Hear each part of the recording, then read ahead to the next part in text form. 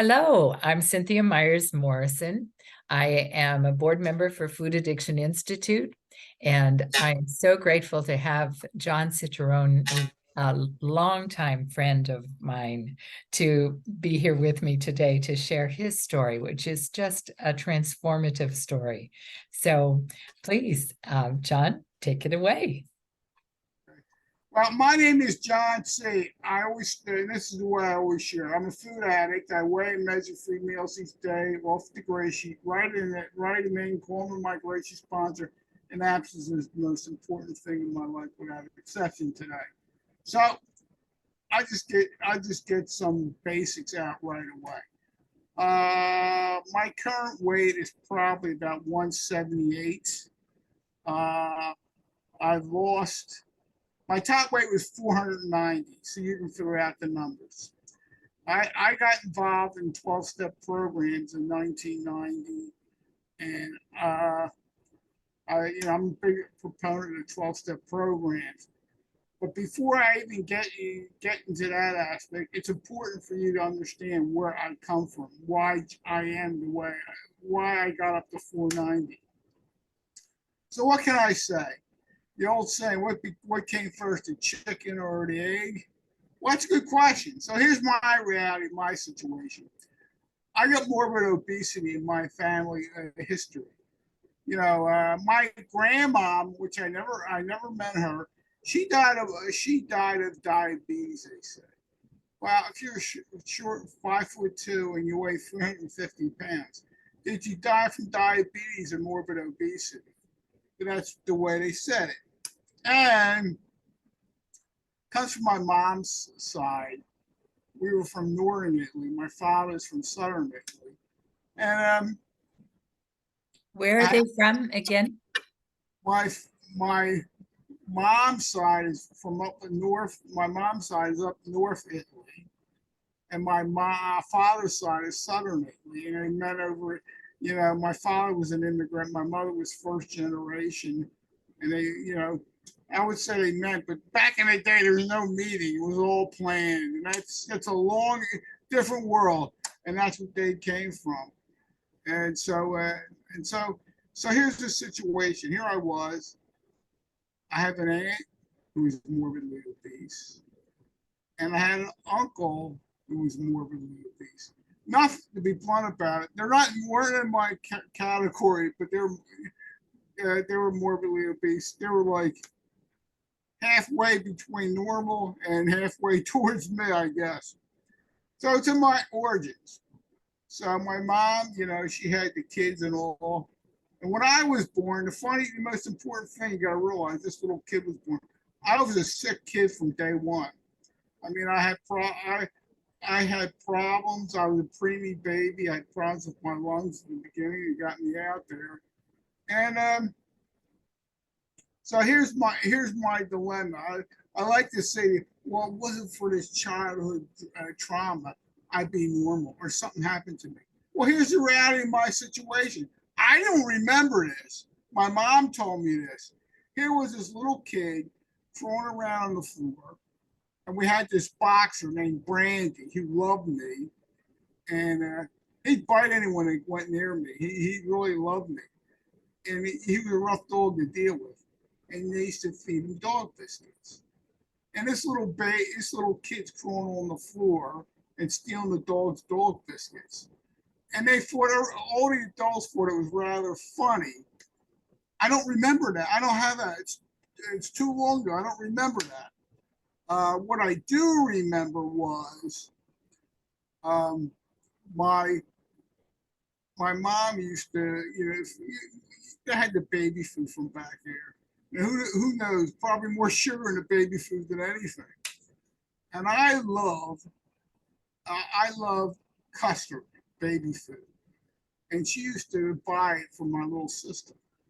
And for me to get my hands on it was up in the cabinet, and how I had to get a little step ladder, crawl up on that, and then get on top of the dryer underneath it, and then I would steal my little sister's baby food.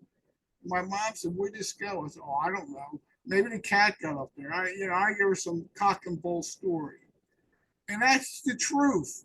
She had to hide everything from me from an early age. And that's just the way, that's why I remember how I lived. I remember when I was a little kid, when I was a little boy, I first time I went over to my next door neighbor, my best buddy, my first person I knew were next door neighbors, and I had dinner with his family. And all the other his brothers and sisters and the parents were all laughing.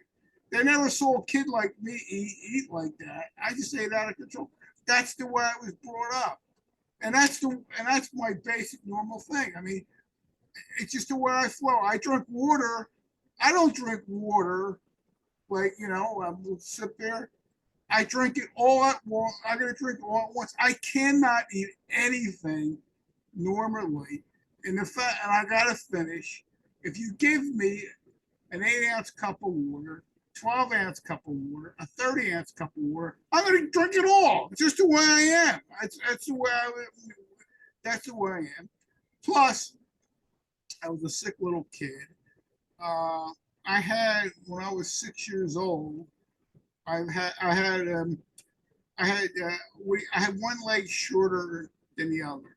Remember the old days when you had those big inclifts? I had that, and they had to put me in a cast they put me in a body cast for 6 months. So here I was. Let's say I had no availability to grab everything. I had to get fed. Guess what, folks? This fat little kid didn't lose any weight because my mom was a good Italian woman here. And what do you do with a sick kid? You feed the little kid. In fact, I remember when my oldest brother married and brought his wife home, and my mother asked him, "What can I make for you?" He said, "Oh, nothing." She says, "Well, how else am I going to show you love?" That's the way she does things, and that's the way we do it. No. So here I am. Then after I got the cast off, I had to go around in crutches for 4 years, and it just set everything up, and it just knocked me out of the sync with all my peers. Everything was different for me, and what I remember most about that time. So here I was after I was starting to get off crutches, and my father was trying to teach me how to ride a bicycle. Well, the reality was I never had much balance. Back in the day, we used to have the roller skates. I always fall on my backside. I mean, I just never had it. And so I remember him trying that way. It just wasn't going well. And I just said, "Oh well, I'm too fat to do this." And that set up my whole story for most of my life. Too, if I just had this weight off, I'd be fine. The big lie is that if you just lose the weight, everything was fine. I had a lot of other issues going on too besides that. Besides that. So I got older, and back in grade school, I was always the fattest kid. And what happens was, it's not a fun thing to be morbidly obese in school. Society's not nice to you. I don't know how it is today, but boy, they were vicious to me. I mean, I always remember one time when here I am in my 20s, I'm walking, minding my own business. So, and these four women are behind me. They're making all kinds of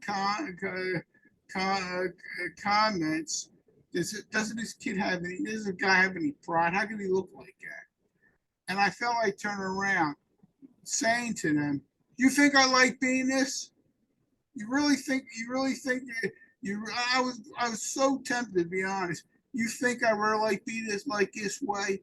If I had the guts, I'd get rid of myself. But so that was a lot of story about my personal. Now I'll give you some information about. I'll start about the things I've done. I just didn't come to 12-step program. We do other ways of doing this.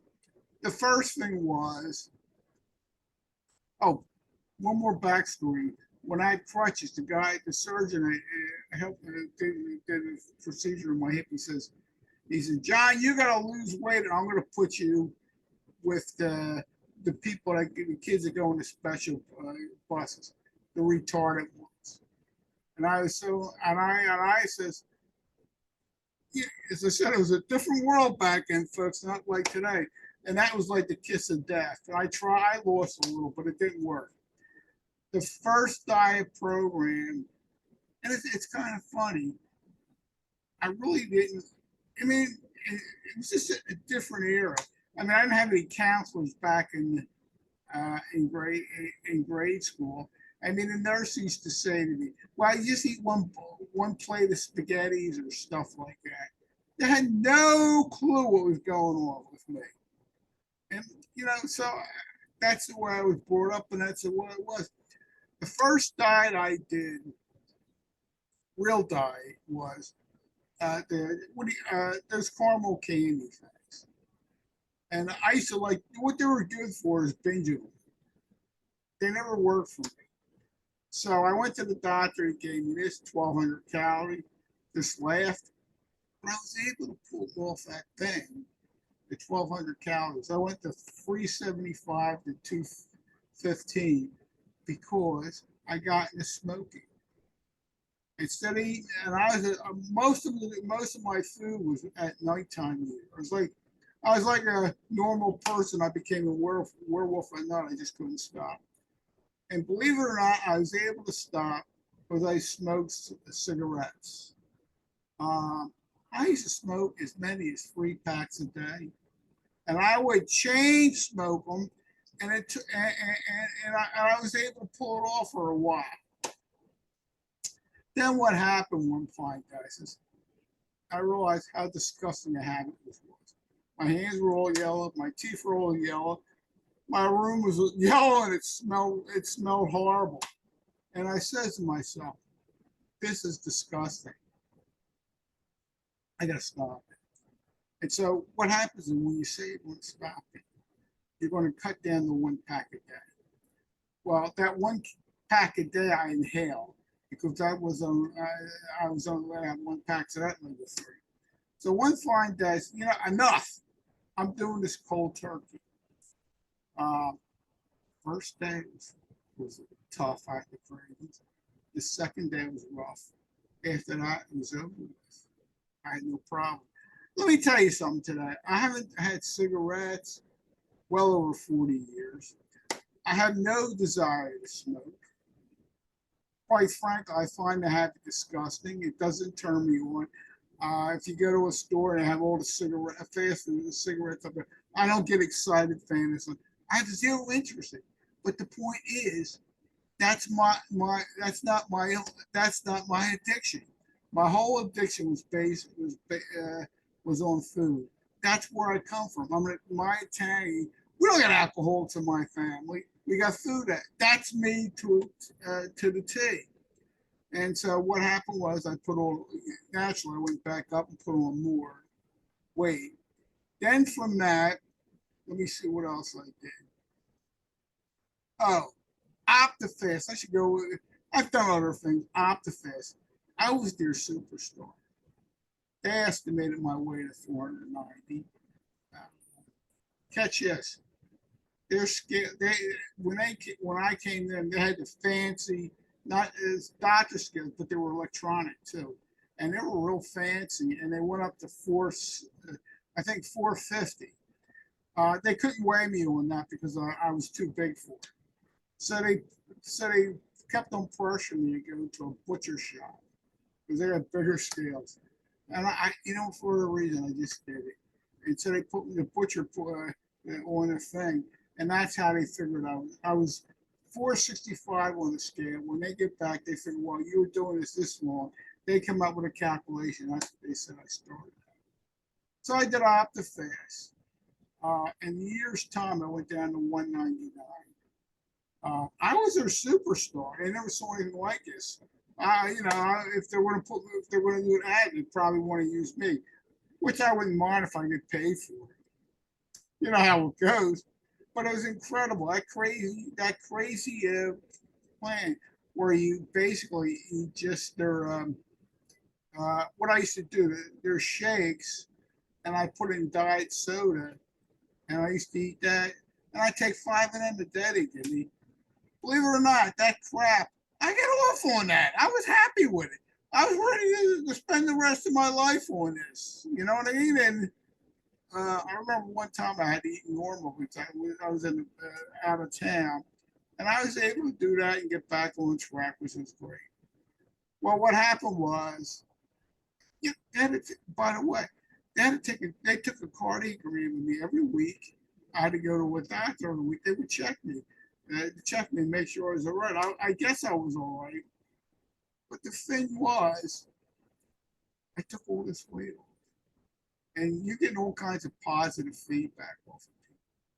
The reality is, no one really understand me, how bad I felt. I still felt like nothing. I felt worthless. So it's I feel when you see somebody that's been morbidly obese or like, you know, they got other things going on. And if they don't have other things from their past, just living everyday life, you got stuff just dealing with navigating life every day does things to you. So here I was. Oh, they had a therapy class. First time I ever looked at therapy. And they said for the people who had real problems. I think people need more, and I was one of them, I guess. Very interesting. First time in my life I ever got honest because they were giving me all kinds of positive feedback. And I told them, you don't realize how bad I feel, how bad I feel. And I was just honest. First time in my life I was ever honest. So I did off the fast. They closed down, and you know, so I had to eat normal. I had no clue what to do with food. I was petrified. I didn't have a diet. I just, you know, basically, you know what I did? I ate one meal a day at dinner, but that was when I'm the worst. I didn't have to eat during the day, and I said, why? You know, instead of eating 3 meals, I'm there saying, if I don't feel that hungry, I'm able to pull it off. I just put it all on dinner. I had a routine. I walked every night 8 miles. On the weekend, I walked 16 miles every day. Plus, I was working in my father's construction. So I was able to maintain it for a bit. A couple of times I started putting on weight, 20 pounds. When that happened, I did slim fast. I was, as I said, for a while, but little by little, it all fell apart on me, and I put everything back. And I remember one time, the therapist when we were closing, he said, "Something if you ever get back off track, you know, we'll see. Give me a call, and give you a hand. We'll see we can help you out." And I said, "Well, if that happens, I would go to OA because that's a 12 therapist group, and 12 step. yeah, 12 step." And I said to her, as I said to people, I believed in OA because dear Abby said it was good. She proponed it. And I said, you know, if dear Abby said something's good, it's good. It's legit. So I went there. So before I went, but you know, there was a meeting in Northeast Philly around 1 o'clock in the afternoon. It was at a library. So I go there, and it was in the dead of winter. It was cold, and I'm sweating like a pig in that car because I'm so upset about me going in there and dealing with people. I couldn't. At that point, I got so isolated in my life. I was barely. The only thing, the difference between me and the people in the mental ward was I worked. I worked in my father's business, and my father was old. I did a lot of things that he couldn't do. I was able. You would have laughed. I mean, anyone would laugh. Here I am. This guy's well over 450. I'm going up and down scaffolds and bringing material up there and getting this work done. And I had people watch me and good entertainment. They says, "I can't believe you're able to do that, but God bless you." I was able to do that, but I got older. When I got older, my body broke down. I mean, if I tell you, for example, I come home at night and you know after binging, I go upstairs, you know, and what happened was when I stopped walking around, my ankles really got sore from handling all that weight all day. Basically, I had to crawl around to get around. I was so much pain, and I mean, but by the way, it never stopped me from crawling down the steps and grabbing some food in the middle of the It's incredible. Nothing's going to stop me from my addiction. How old And were you then, John? my 30s. 30s. Yeah. So I mean, I went to college, got a college education. I had all opportunities going for me. I couldn't deal with it. I just couldn't deal with life on its terms. You know, I remember I went into my brother. I had a degree in accounting. My brother was a professional. He had everything set up for me. He had a buddy that worked for the IRS. I could have got a job. I went in there, and the lady receptionist, she looked at me with total contempt. I just couldn't deal with it. I walked away, you know, so I pissed the opportunity away. What can I say? Uh, but at any rate, what, what was I? What Had was you I? gone to college and Yeah, I pissed that had away. opportunities? Yeah, I lost opportunities. And I basically, here I was with my father's business. I was his helper. We had a construction business going. And the reality was, my father's from the old country. He came over. His uncle screwed him. Back in the day, the old, you know, it's all about the tight Italian family. It's another myth going on there. You know, somebody would take advantage of it. He grew up. He came over as a real angry man. He took a lot of the anger off me. He treated me poorly all my life. Uh, Basically, the only people, I'll be blunt about this, that would work for him were black men, but black men that were on parole that needed a job. That's the only ones that are going to work for him because he wasn't the best guy to work for. And so that went on. And what happened was, so okay, after that, I put the weight back on after gray sheet. So here I am. I went, I was about ready to go back to OptiFast because it worked for me. Don't ask me why. It was a miracle from God. One fine day, I go on a yellow page. Back in the day, yellow page was a great way to find out things. You go on yellow pages now, you can't even find it, or there's all different types of things. So I called up this weight. I think it looks on a weight control, whatever it was, and I called up this number in Center City, Philly. And I was talking to this lady, and I was telling her, you know, I was going to go back to OptiFast.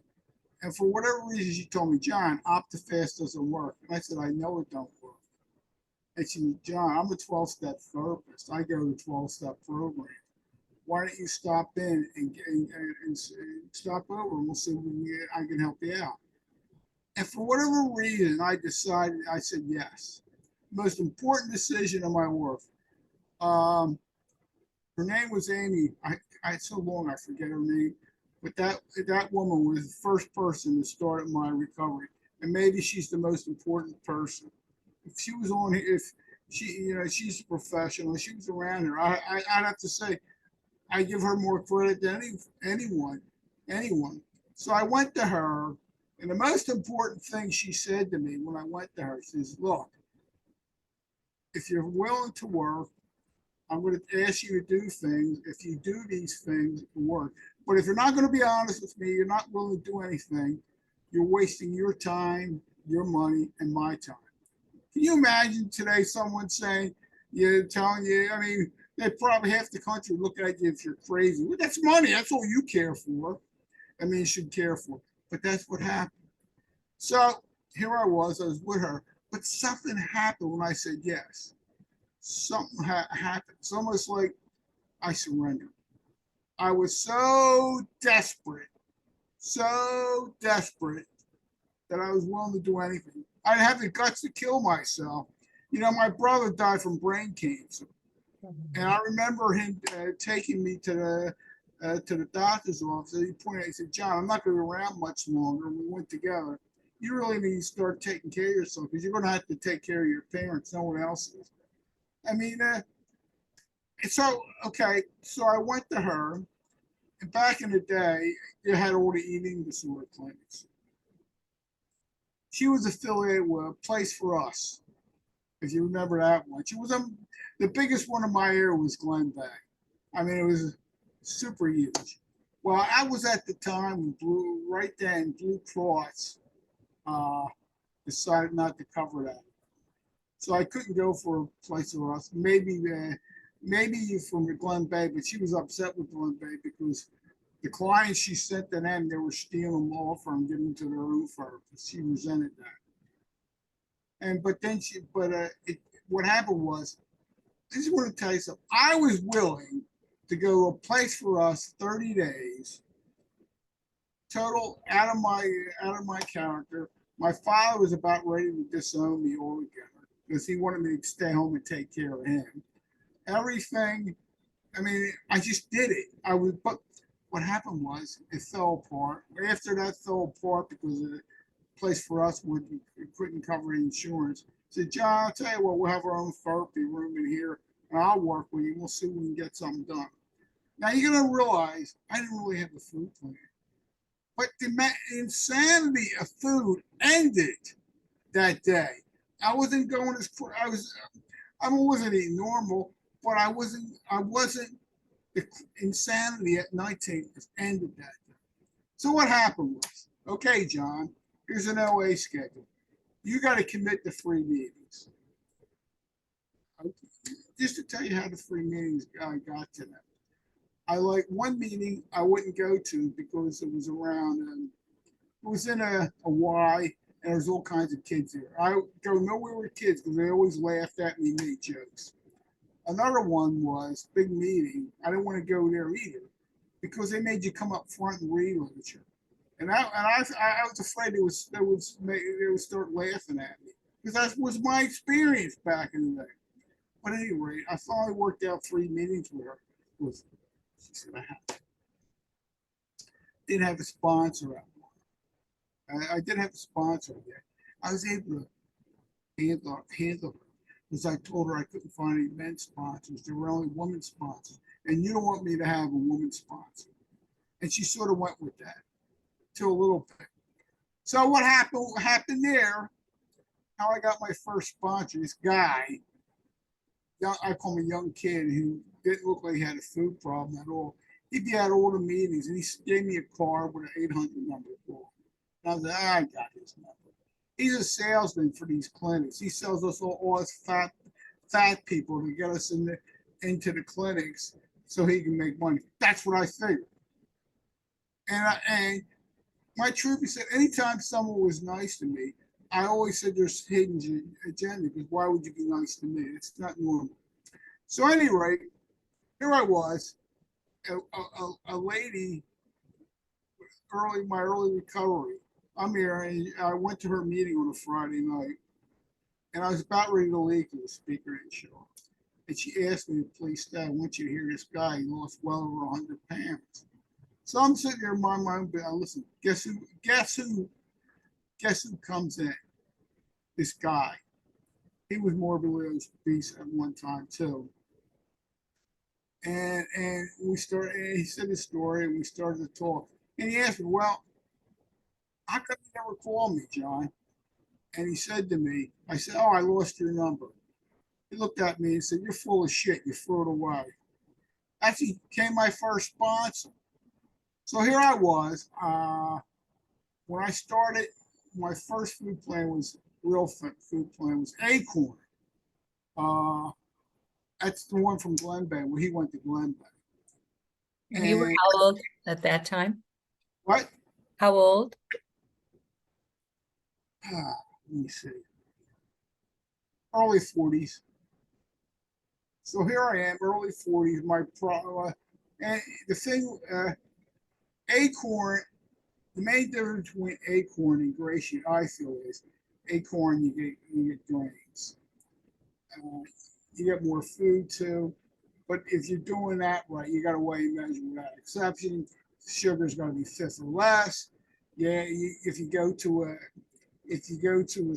restaurant, you got to ask a whole bunch of questions. And I've walked out of restaurants because I figured I couldn't do it. I did all, by myself and I brought my cups and scales. I always weighed and measured. So I'm saying it's not like Acorn, some easy food program. Regular people in OA hate Acorn but people who do gray sheet, we're on the bottom of the ladder. Then comes acorn. I mean, we're crazy. So and I did that for 12 years with bait, and I took the practice all away. I got more food. I never got down this low in there, but I was fine where it's at. So then I broke. I started. What happened was the rehabs closed. When the rehabs closed, little by little, they died out, and they were funneling so many people in Hal in my area. I've heard how what they say they do, but in Hal in our area, we always weighed and measured without exception. We didn't have where we didn't eat no bread or anything. We had a strong program. What happened was when that closed, people stopped dropping out, and I don't even know if there's a Hal area in the tri-state area right now. I mean, that's how So there might be, but I'm not aware of it. So what happened was getting different sponsors and sponsors. I started getting OA sponsors, regular OA sponsors, and they never realized that I'm full of shit. I'm a snake. They didn't realize when I was doing things. Just to give you an example, I got the flu once. Oh, I got a cold once, and I called my sponsor and I said, "Can I have soup?" I wanted, but I asked, "What are you going to have?" Split peas. And I said, "Yeah." He flipped because I want to change my things around. He said, "Go ahead." Yeah, it was. It had nothing to do with me sick. I haven't had split peas in so many years. I said, "Why not get it?" And when I did that, I broke my absence. It just started the whole thing. That little deception. That's why they say it's important. Important for this is, by the way, folks.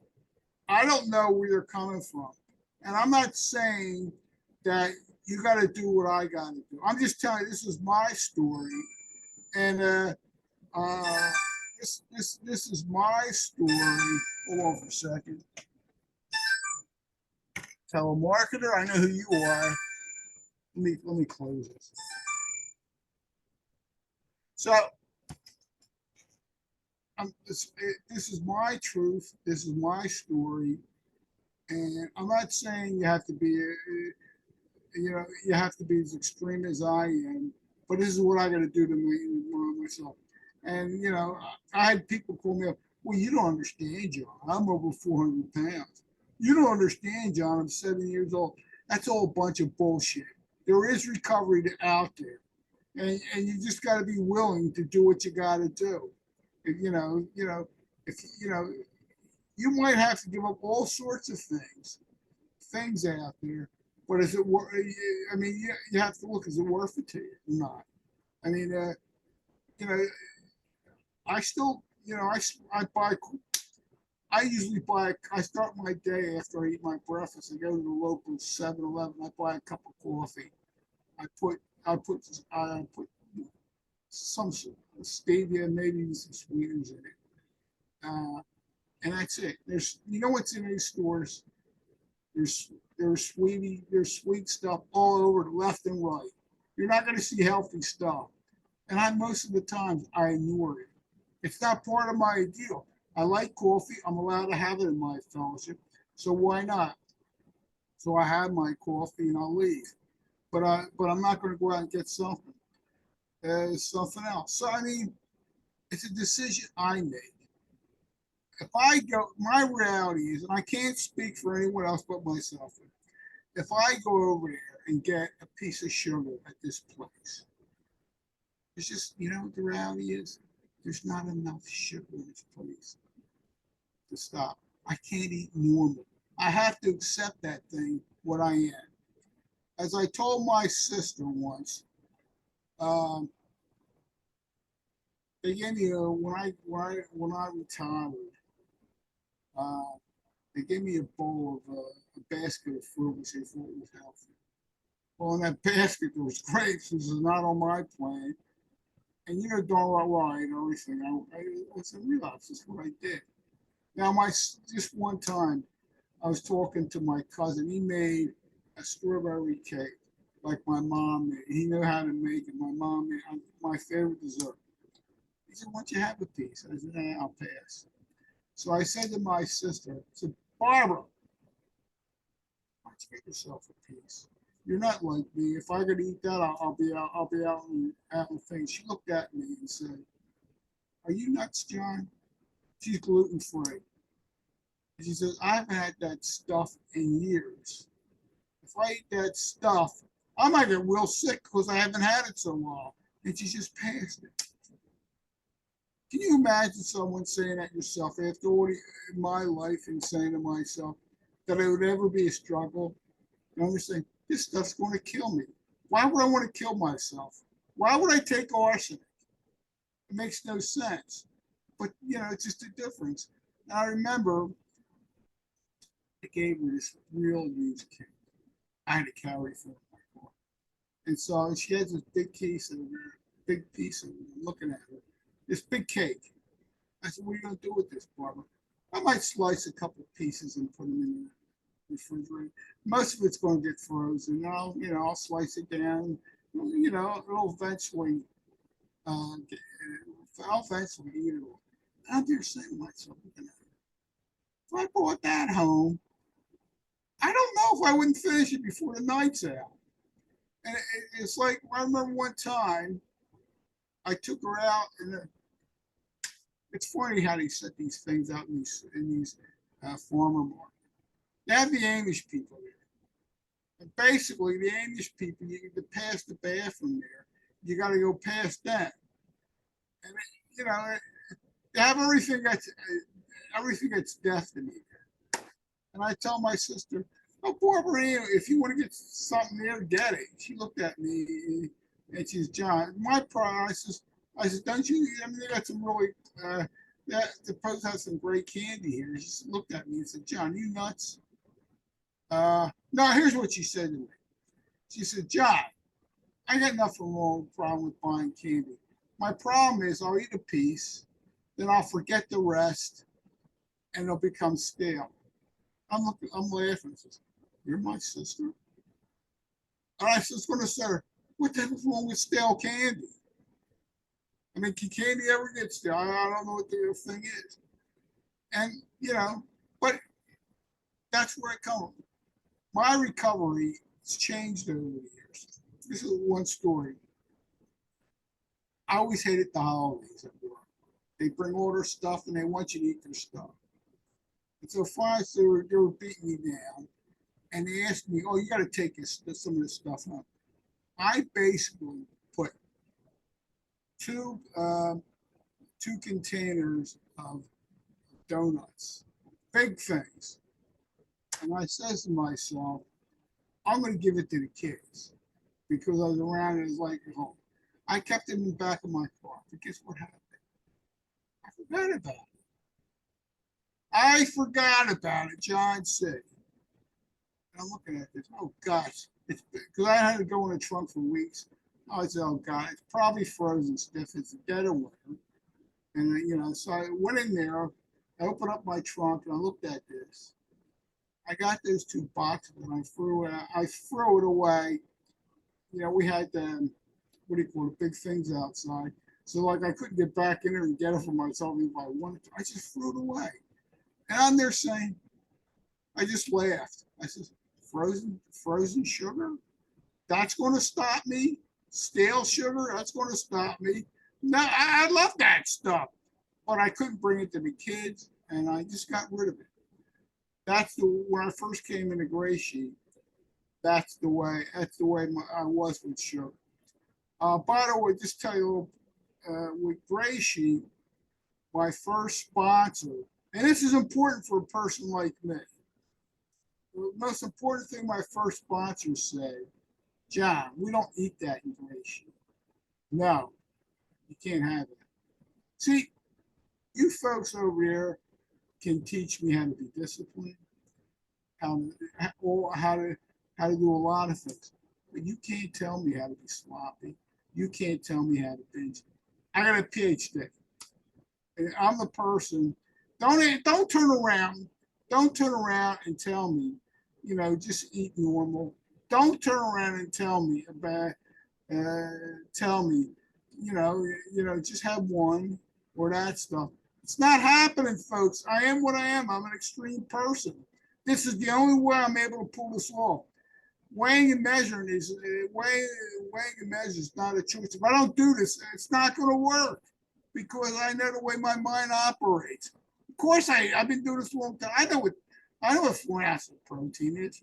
But my problem is, I look at the 4 ounces I said it is. All of a sudden, that 4 ounces was 2 ounces. Then I got to make up for it, or I'll do that next day and the whole following day. Well, I undercut myself. I got to make up for it this next day, and it goes down the tubes that quick for me. I can't do it. So that's where I'm from, and the fact that I got to discipline, the fact that I have a sponsor and I surrendered my food. That's why I'm still around today, folks. Most of the other people I know, became guys or most dead. And by the way, anyone out there says I'm an exception. I know other guys in my fellowship that done the same thing. We have a men's meeting. I'll bet you about 10 men over here that were in the high 300s, and they maintain it for a while. So it does work for extreme people, but it works for everyone. The truth be said. I mean, you have to decide. You just got to make a decision if you're willing to surrender. I'm not saying you got to do what I do, folks. I mean, whoever you're out there, I look at things. Whatever you do that is going to give you relief from this addiction, I recommend that. I mean, most important. I'll give you an example. When I was in relapse in LA, I wasn't in relapse. I was still absent, but I was shaky. And I was talking to this lady from Food Addicts Anonymous, and they had a meeting. I was asking her about it, and she started asking me questions about how much weight I lost, how long I've been absent. And she said to me, John, why would you come to my fellowship? Seriously, why would you jeopardize your absence? The work, what you're doing is work for you. Stay where you're at, and that to me is an example of recovery. Doesn't try to attack what you do or try to get you over on their side. To see something that's working for you, that's what you just stick with. Because I'm always looking for an easier, softer way. I'm looking for something else to do where I can get a little bit more food or something different. That's the way I flow. So, I mean, I'm always looking for an alternative here. Fortunately, I came back to Gray Sheet after I got in relapse and that because you can get in relapse, no matter what your food program. Because I believe the reason why I'm absent today is God's grace. Um, if you were to ask me, well, I'm an atheist, John. You believe in God? Prove it to me. I don't buy it. Well, I'm going to tell you something. I can tell you my life story. I'm still alive today. I've done when I was in relapse. What do you think I did in the OA room? What do you think I just did? Well, it's Monday night. I'm going out and partying, or Saturday night. I fought the darn thing every day. I went to all kinds of different therapists. I went to different groups. I did a 5-day intensive in Pittsburgh, Pennsylvania. We drove up together, me and 8 women. I was the token guy there. And they had an anger group working out their anger. And guess what the ladies were angry about? Their husbands, their boyfriends. And guess who was a surrogate that played the how to hear this stuff? Me. But I did it. I was desperate. And what I remember, it's 5 days. I was absent. I came home. I'd eat dinner. I went out to eat dinner. And what happened was, they had a great dessert, free dessert. One of my favorites. But I couldn't do it. I had to let it go. And I was so pissed off. So what I did after I got back home, I thought about it. So I went to Wawa and I ate all these different things similar to that to try to make up for it. 5 days down the tubes, that quick. So, so the only thing that makes sense to me is it's God's grace. He gave me the willingness to do this. That's the only reason why I'm here. And if you're going to say, "Oh, I got discipline," I got zero discipline. I got zero discipline. And if you're going to say it's your food program, oh yeah, food program has a lot to do with it. But I went relapse from Acorn. I went and relapse for Gracie. So that in itself is not going to do it. Now, okay, enough of the food. I want to tell you what happens when what I see.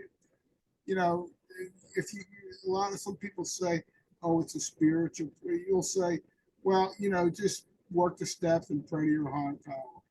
No, for people like me, you gotta put you have to deal with your food. We're not alcoholics here. I don't know anyone that drinks in moderation. It's considered can do that in AA. There might be. I mean, I don't know if there's anyone a cigarette smoker that says has a half a pack a day or a couple cigarettes a day. I'm not certain. It could be, but I don't buy it. So I have to deal with the food first. Okay, I dealt with the food. You go to a 12-step meeting, you'll see this way. If you're able to finally put the food down, here's what happens. Do I see? You'll see old timers. Not to call Cindy M an old timer, but a young timer like Cindy M and and you, and you'll listen to them because you want to listen. You want to see the people who have pulled it off for a long time. Because when I first got absent back in the day in LA, I was terrified. I didn't know why I was abstinent, but I was. It just stopped, and then you start going to different meetings. They start talking about the first step, second step, and third. They start talking about the steps, and you see what people are doing, and you say, "Well, maybe I should be doing that." That's how it worked for me. I came in from the how rooms, and they had the how questions, which I done more how questions than anyone because I found where they had a different list of questions I used to do. And if you're going to do that in questions, they ask you in how. You got to get a big book. You got to get a lot of AA literature. And those stories about those guys in AA, I forget their name. The guy that suddenly decide if he put a little liquor with his milk and eat his sandwich, he'd be all right. That's me. That's me to a T. I've done that dance. I mean, give you an example. I was working on the road and Dairy Queen. I love there. That's one of my all-time favorite places to go to. I don't really go to. And you go down the shore, they're all over the place. And they were open. And I was coming home from Atlantic City. And when I put Dairy Queen in there. There's one over there. I go to drive over this Dairy Queen. Nah, I'm not doing that today. So I was zigzagging back, avoiding the Dairy Queens. And I was feeling so self-confident in myself. So I got home. I kept my absence. So I went to the Franklin Mills. If you're from my area, you know who they are. And they had a coffee shop there. I said, you know what? I'll get a little coffee. Well, you know what I did with that coffee? I put all that junk in it. And here I am, and I started laughing after I inhaled this. Well, you're just like the guy in the big book. You put a little sugar he put a little sugar in his milk, and he put a little sugar in his coffee. Then after that, I went down that quick. That quick. So that's it. But let's talk a little bit about other things in the food because you got to deal with it because I guess some people can do without doing some kind of step work or therapy work. I did a lot of stuff in therapy, but I sort of got tired up because I think I went as far as I was willing to go in therapy. To be honest with you. And I don't know if any therapists will be looking at this. I guess you are.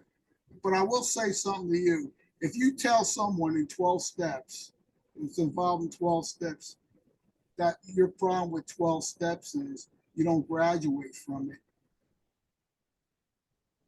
I don't consider you you're not on my high list of therapists because you ain't graduating from this stuff. You don't get fixed. All you get is a retrieve here. So that means if you're through that, you gotta work, but you also gotta watch how you deal with people. You gotta change something. Food's important, but you got other things you gotta change. And the most important thing, why I'm here today, why I came to Gray Sheep, is back in the day, the OA has its own literature, their own 12 steps. They got one that's called the 4-step. They ask all kinds of really embarrassing questions. I mean, before you do that mixed question, about your sex life, to have kids, you have sex with kids, all kinds of stuff. And so I did a 4-step in the OA meetings. I wrote it in there. And I'd go in place and I'd write it down. Someone looked on the, I hide it.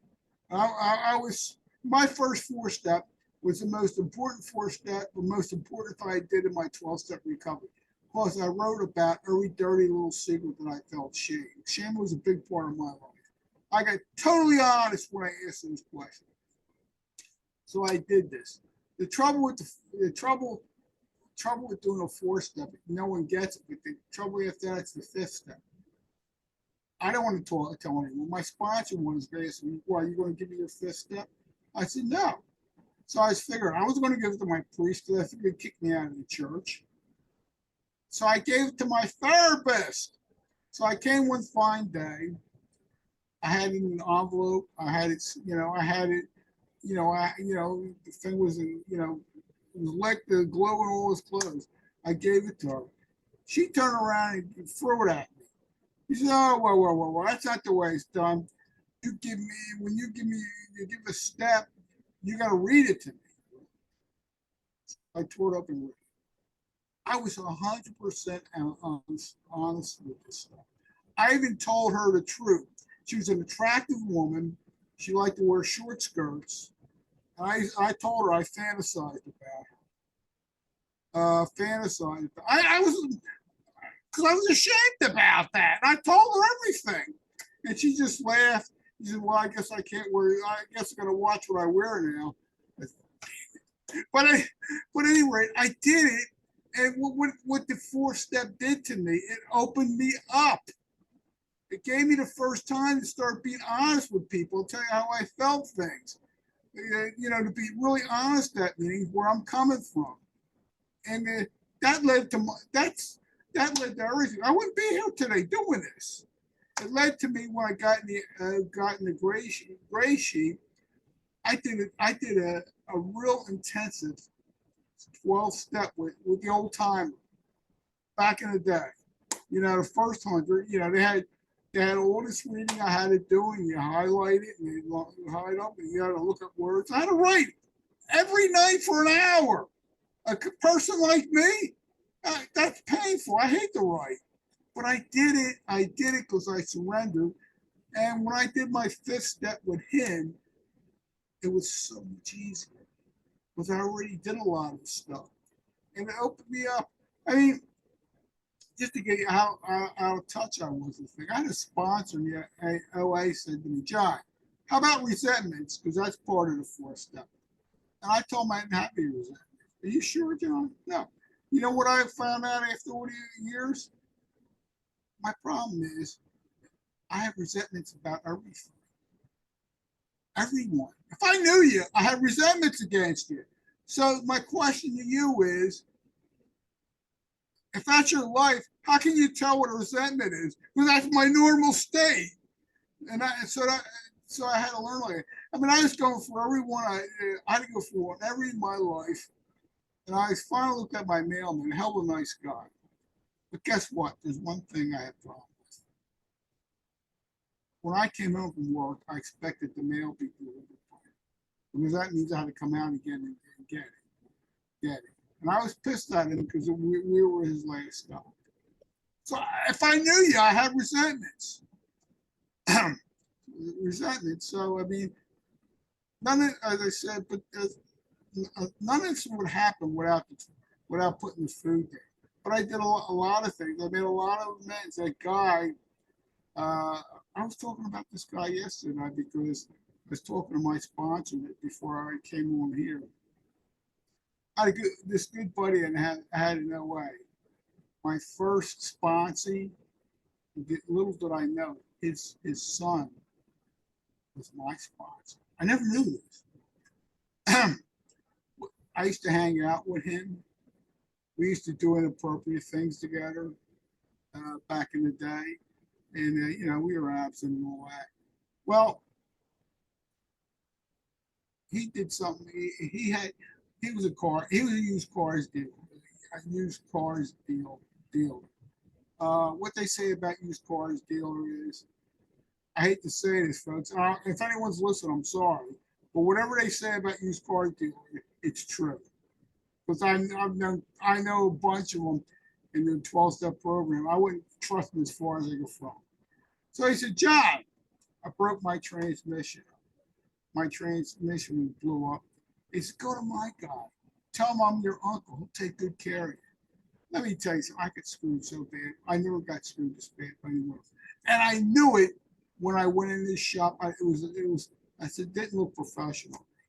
But I figured Bob would take care of me. Well, he took care of me. After that, I did character assassination. I was attacking him in all different things. And I went through the 12 step. And when I went through the second time for graduation, I looked at my amends. It was he was up top. He's probably up top of the people I thought I had to leave in amends. I talked to him. He said, Bob, I need to talk to you. He said, sure. Can I come? So I shocked him. I knocked on his door. I came down and sat next to him and talked to him. He said, oh, John, I didn't think you were going to come over to do this. But I said I had to. And I apologized for what I did. But also, I didn't say, well, you screwed me and you did this to me, Bob. I didn't say that. I just apologized for mine. I told him I had no right doing what I did. And it says in the big book about praying for other people. Believe it or not, if you hate someone, if you pray for them, it does get better. So I did that. I made a lot of amends to a lot of people. I wouldn't do these without where I'm at today. I try to avoid doing things that are inappropriate. Not always successful, but now I was at a Walmart store. It's a couple of years ago, and I wanted to buy a lottery ticket. No one could help me, and I gave this woman customer service. I gave her a lot of grief, and I was very inappropriate with her. I walked out of the store, and I thought about it. The next day, I saw her there, and I came up to her, and I apologized to her. I said, I had no right to talk in this way. And she looked at me. She just, I said, I'm sure you remember me. She said, yes, I do. But that's part of it. So I have to, I'm a lot better. If I keep my mouth shut, I don't open up my big mouth and process something and just pause, I'm usually avoiding most problems. But I got to be real careful how I behave today to avoid this stuff, because I don't want, because it's I got to be more than just absent. Because if I'm not going to change at all and just work on my plan, I don't know if I'm going to stay here. I mean, I'm looking at all the old time. What people tell me, you got to work, you got to increase your spiritual life, and that if you've been through the big book, there's ways they show you black and white. It's not abstract. The black and white is how you're supposed to behave yourself. If you do something inappropriate, you have to make amends. You have to take inventory. I do that. I don't do it the best as everyone, but I do it. And so, I mean, that's all part of my recovery. If I don't talk about that, I'm giving you the idea that it's more than if you're an addict, it's more than food. It's more than liquor. You have to do some personal work in your personal life. But it does work. So I don't know. Oh gosh, I've been here a long. I think I've been on this for over an hour now. Okay, well I'm done. John, that's fabulous. Hold on. I said I was going to share. Oh yes, please. You know what's the most important? You have to say what these are, John. These are my work pants. You got to take a look at this. I don't know if it shows up. You see this is where hold it up a little higher. Oh yes. Uh-huh. show you over here inside. Okay. This is a size 60 work pants. 60. I got this at the Army Navy store in Northeast Philadelphia. And if I fell, as long as I could fit in the 60 pants, I was all right. Talk about the knob. Now I had this ripped out this way to increase the size. Well, so this is not, believe it or not, folks, this is not as messed up as I had this way. Like I always had these at the end ripped up, and I was sewing them. Hold it up a little higher. This is all right, but if you notice over here, down here, I'd have them ripped down. I had to sew them many times, and believe it or not, actually, as my pants go, this is not bad. You know, I have the regular fins, but I used to have these ripped out. You can see the zipper afterwards. Uh-huh. And I was able to fit in them. Could you hold them up so we can see all the way across? Sure. Oh, yes. Covers up the entire screen. Well, And what size do you wear now, John? 36. That's Well, a significant difference. but let me tell you the truth about these size 6s. My sister got married, and I had to buy a tailor-made pair of pants. And you know what size pants they put me in? A 66. 66. I couldn't believe it. I was blown out. I blew my mind. I didn't think I was that big, but that's the reality. And there was a store, probably long gone, Tory's men's store in South Philly. They actually had pants up to size 70. So the highest pants that I ever had was 68 inches. 68. So I mean, you know, I come from big numbers, folks. What can I say? And what's the length? The leg length? Oh, probably 30. 30. Oh, John, it's such a pleasure to hear the transformation, to hear the stories. Well, is there something that if you were to tell your younger self someplace along the way that you wished you had, what wisdom you have now, that you could have told that younger self, what would you have said? Oh, I would have told him back in the day. I don't know what was back in the day, but years ago, with Gray Sheet was the food program at the beginning.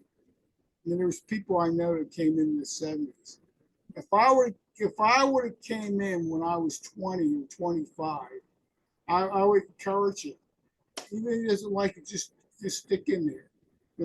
Because you know, if I was my life, there's a lot of trauma between 20 and 40 for me. A lot of trauma. Maybe I could avoid it some or handle something better. So that's what I would tell him. So my fantasy's always been to get a 20-year-old guy, morbidly obese, to do great, to follow me. I haven't had much success, but but young people usually they don't come until at the very end. I think that's what I feel, at least in our fellowship. So that's what I would tell them. I try to encourage them to go. I wouldn't tell them to go. I just tell them to go to a 12-step food addiction program. It's if you just do it and see what happens. Well, your story is certainly one that's one of those miracle stories, and it always pleases me to hear you and see you and to know the transformation that has come in your life. So thank you for sharing it. And I believe that other people who come to this Food Addiction Institute YouTube and see you, hear you, that they will hear the message. They will hear the message. And I do hope that. So thank you for sharing with us today. And for those of you that are new to Food Addiction Institute, there are other YouTubes that are available. Please take advantage of listening to them.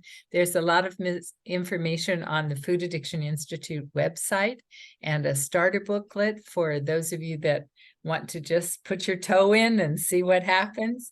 But as John has said, a 12-step program offers extraordinary support for a food addict or a person who's struggling with food. And we call it food, but many of those things that we've eaten that we called food were really substances. And as John has said, with cigarettes and alcohol, other addictions, there's not just having a little bit. It's not, moderation is not the name of the game. So this abstinence from their trigger foods and behaviors really does work. And John is a wonderful example of that. So John Citeroni, thank you so much for sharing.